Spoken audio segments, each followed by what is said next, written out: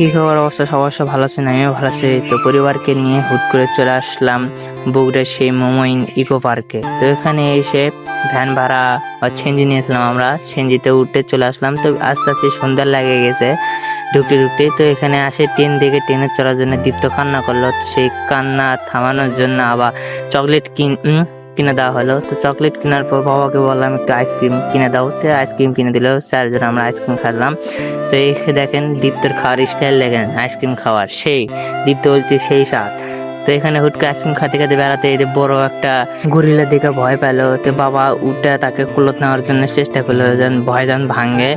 তারপর অনেক কিছু করার পরও দীপ্ত উঠিচ্ছে না, দীপ্ত ভয়তে মনে হয় দৌড় মারছে খালি সামনের দিকে। তো ওখানে বাবা অনেক নেওয়ার চেষ্টা করলো কিন্তু উঠলো না। তো ওর জন্য চলে গেলাম, এখান থেকে বের হয়ে যাচ্ছে মোমিন পার্কের থেকে। তো তারপর ওখান থেকে হুট করে চলে আসলাম সেই শ্যামলী পার্কে।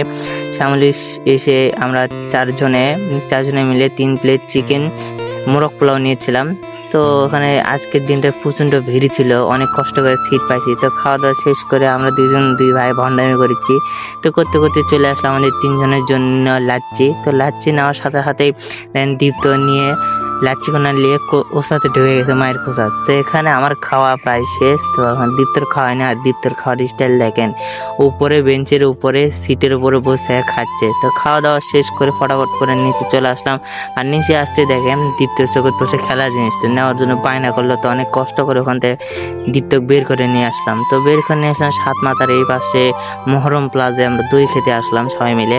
তো এখানে ঢুকেই দেখেছি দই নেই। তো অনেক মন খারাপ নিয়ে চলে আসলাম। তো এখানে বেদনার দাম শুনতে কিনা শুনতে বাবা করছে চলো বাইরের দিকে যাই। তো এখানে বগুড়াকে বিদায় জানিয়ে চলে আসলাম আমাদের বীরপুরে। এখানে এসে বাড়ির জন্য 2 কেজি মিষ্টি নিলাম। তো আজকের ভিডিও এই পর্যন্ত। ভিডিওটি ভালো লাগে সবাই লাইক করবেন।